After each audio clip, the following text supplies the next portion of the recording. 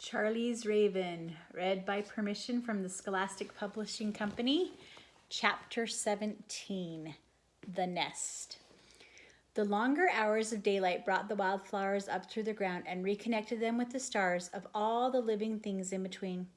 The aspen leaves unfolded, the antelope returned to the sagebrush flats. The elk followed the melting snow back to the alpine meadows. In the mountains, the grizzly bears came down from their dens to fish and dig for yampa roots in the high meadows. The bison butte ravens fed their nestlings. Like the migrant birds and the beasts, the Kentons returned to their summer home, and the teepee graced the landscape once more. When the hummingbirds came back to nest, Granddad was moved to Chris's house in town to be closer to the doctor. Blue Sky did not come to the cabin that morning. Charlie told himself that the raven knew Granddad was ill and was looking for him. May 16th, he wrote, "I'm as spooky as Mr. Spender. How can a bird know a man is sick?" The summer passed. The days grew shorter and shorter. The least weevil that lived under Granddad's woodshed began to turn white, and the aspen leaves shone brilliant yellow, then fell to the ground. So did you notice we just went through spring, summer, and now we're back to fall? So in that one page, we covered a span of time. Granddad was taken to the hospital. Chris drove, and Charlie and Grandma Sally rode in the back seat of the truck with him. Although Charlie wished he could be somewhere else, he was frightened. Granddad had to go to the hospital. He'd put the Raven owner's drum in his pack. Charlie hoped it would help him find his warrior of courage. Singing Bird had said there were many kinds of warriors. Warriors of love, warriors of happiness, warriors of prosperity.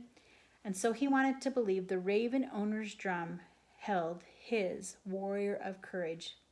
He needed to think that. So I want you to think about if you have any text to self experiences with maybe a grandparent or someone that you know that's been sick and you're going to visit them and you're a little scared or worried about that person. That's kind of how Charlie's feeling. A few days after Granddad had been taken to the hospital, Singing Bird visited him with Charlie and Grandma. She wore her white deerskin dress, the one she wore only at teepee ceremonies. Charlie was about to tell her how beautiful she looked when he noticed she wore only one earring. He smiled. Singing Bird had given the other one to Blue Sky. She had never wanted it back. "I have a story to tell," she said. Granddad took her hand, pulled her to him, and kissed her cheek. "Tell it," he said. "You tell important stories. You will hate it and you will love it." Without looking at Charlie, she sat down beside Granddad. Charlie felt a wind as if it were from another world blowing down his spine. His hands grew cold. He reached for his drum. So they're in the hospital room, so there's not really a wind. So we're talking about some descriptive language there where he's feeling kind of a shiver or a coldness that he describes as like a wind. Okay, here comes the story from Singing Bird. A long time ago, a raven befriended a man. This friendship was not to the liking of the Raven Society, but Raven didn't care. He knew that Raven and Man could help each other. Man adopted him into his family and put a red band and an aluminum band on Raven's leg. That made him different from all the other ravens. He liked that because he had a big ego. He soon became boss of his human family. Raven found Man's food excellent and the company exciting. What really impressed Raven was that Man had all kinds of ways of getting food, with traps and can openers, fishing rods, and bags of chow. The food was good and so abundant that Raven brought his friends to feast with Man. He even learned to talk like Man. But this was all one-sided. Raven could do nothing for Man. According to the ethics of the ravens, if you are led to food by man or beast, you lead man or beast to food. But this man didn't need Raven to lead him to food. Man had a grandson, and Raven and grandson worked together in the Raven way. Grandson led Raven to food. Raven led grandson to food. Although his tastes were strange, he never ate the mice and dung beetles Raven found for him. But Raven was a raven, and he still wanted to return the favor to Man, not grandson. Over and over he had heard Man say, "Where do young ravens go when they leave their parents?" He knew this was important, but he didn't know how to show Man where they went because Man couldn't fly. Even if he could fly, he wouldn't know an adult raven from a young one. Man's eyes were very poor. One autumn day, when man was old, he was moved into town. Raven missed him so much that he flew off with the young ravens. He flew 40 miles to the national forests. There, all the animals were getting ready for winter. The bears had made dens. The porcupines were leaving the lowlands for the pine forest. Men were hunting elk for winter food.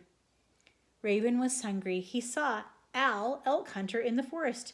He would follow him to food. 2 shots rang out. An elk dropped. Al, elk hunter, gutted the animal, then walked miles to find his friend and help him butcher and pack the food out of the forest. When Al, elk hunter, was gone, Raven dropped down on the food. The adult resident ravens sped down from the mountaintop, claiming the carcass, and drove Raven away. He flew south, trilling and knocking and calling to his young friends to gang up on the residents. So he's recruiting. By 2s and 1s, 4s and 7s and 10s, the young ravens came from miles away and followed Raven. They descended on the carcass. Their vast numbers overwhelmed the adult ravens. They gave up the fight, and young and old feasted. Presently, Raven flew to the dead treetop to watch for enemies. He saw Al, elk hunter, and his friend, Big Elk Hunter, returning.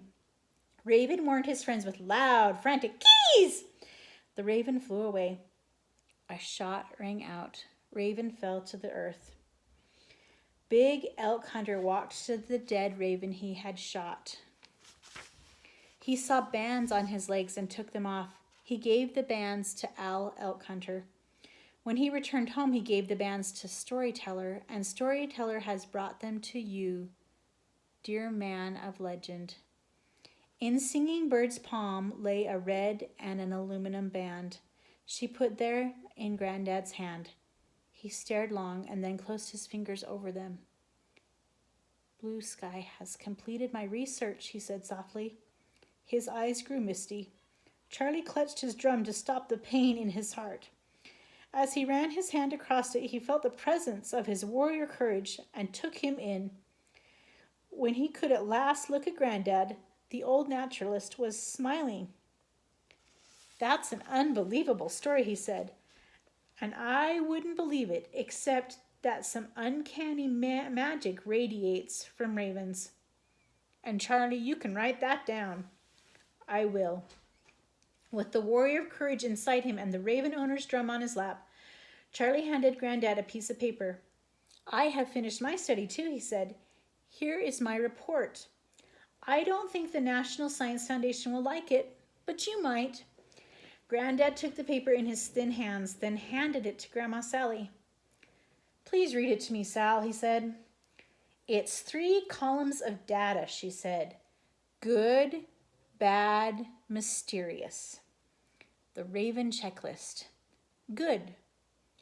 Tool users. Throws things. Granddad snaps to attention at the sound of a baby raven.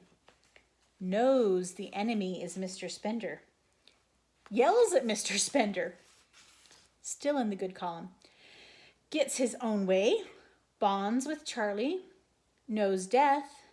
Shares food. Gives gifts. Likes pretty things. Likes wolf. Recognizes individual people. Cleans up carcasses. School sweethearts. Parents chase off the young. And eats cutworms. Those were all in the good category. Now we're going to read the bad category. Throws things. Throws things. Steals and hides earrings. Destroys letters. Gets his own way. Pokes holes in the raft.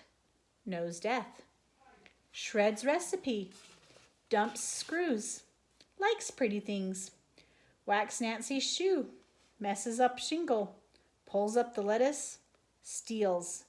Parents chase off their young. Also, now the mysterious column. Mysterious. Morphed from pine needles into a raven. Throws things. 6 ravens on a roof. Knows enemy is Mr. Spender. Performs ballet. Appears from nowhere. Gets his own way. Pokes holes in raft. Knows death. Speaks English. Does not come to breakfast. Likes pretty things. Lets Charlie know he wants routine. Friends with Wolf. Has new relationship with Charlie. Hunts on Mr. Smiley's roof. Parents chase off their young. Appears and disappears. Uncanny knowledge. Grandma Sally folded the paper and returned it to Charlie. That's an amazing list, she said with pride in her voice. Okay, I want to point out a few things on the list. I hope you noticed that some of the things were on more than one category. For instance, it's good that they can throw things. It's bad that they can throw things. It's mysterious that they throw things. As well as it's good that they know Mr. Spender is an enemy, but that's also pretty mysterious that they know that. Sometimes it's good that they know death. Sometimes it's bad that they know death. It's good that they like pretty things. It's bad that they like pretty things. And it's mysterious that they like pretty things. And then I thought this one was very interesting. Parents chase off their young. For some aspects of their nature and of their growing, that's a good thing. But it's also kind of a bad thing. And it's mysterious. Why do they do that? Okay, so the two columns, good, bad, and mysterious. That's an amazing list, she said with pride in her voice. But where's the mountain lion? You didn't even mention the drama of the mountain lion. Why isn't that in the good column? Granddad lifted his heavy eyelids and looked at Charlie, waiting expectantly for his answer. Charlie held his drum close to his chest, knowing that what he was going to say would cost him his beloved raven owner's drum. Because, he said slowly, looking straight at Granddad, I'll never find the answer to that. It's the perfect round stone. On the way home from the hospital, Charlie hurt too much to speak. Blue Sky was dead. He felt as if his heart had been ripped from his body, and he did not know how to stop the pain. His warrior of courage was fiction. He did not exist.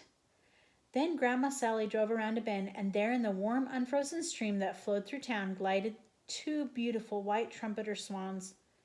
Charlie sat up and stared at them. For some reason or other, he said to himself, they didn't fly south for the winter. Have they stayed to take Blue Sky's place? Everything lately has been so mysterious, so I'm going to say so. It makes me feel better. Charlie watched the beautiful birds until the truck rounded a bend and they were out of sight.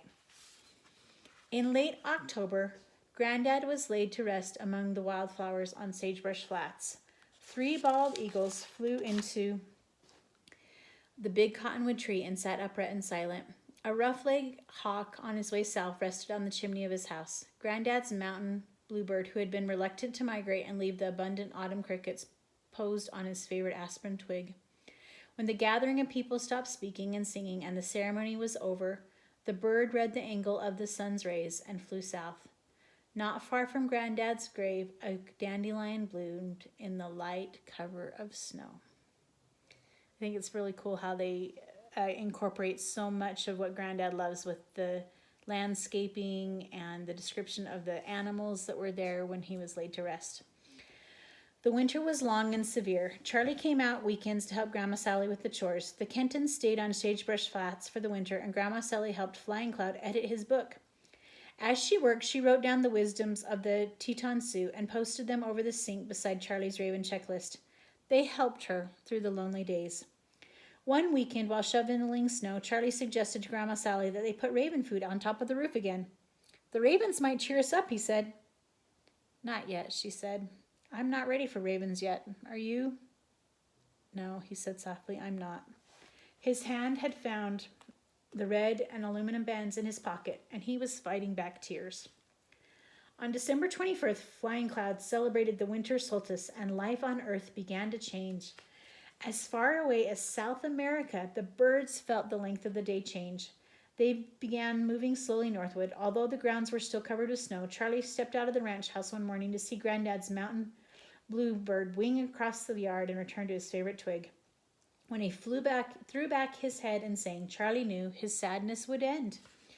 In late February, a blizzard slammed snow against the sagebrush trees and ranch house, and Charlie and Grandmother Sally couldn't see out the windows.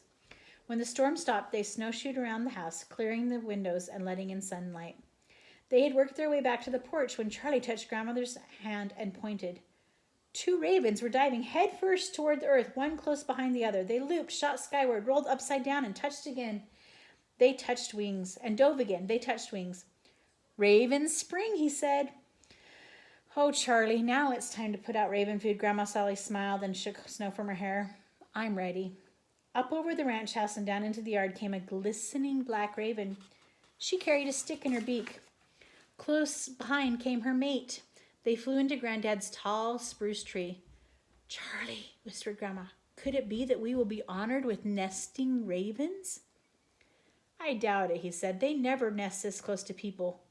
But ravens radiate magic. Charlie ran into the house and brought back Granddad's spotting scope. He focused it on the raven. She was arranging the stick in her nest. Grandma, he whispered, pine cones back. The end. So definitely some twists as far as some sadness at the end with Blue Sky and Granddad, but then a fun twist ending that Pinecone returns. So really cool how the culmination of all the studies and all the things that we've learned about the ravens comes. I hope you've enjoyed this book, and thank you for letting me read it to you. Bye.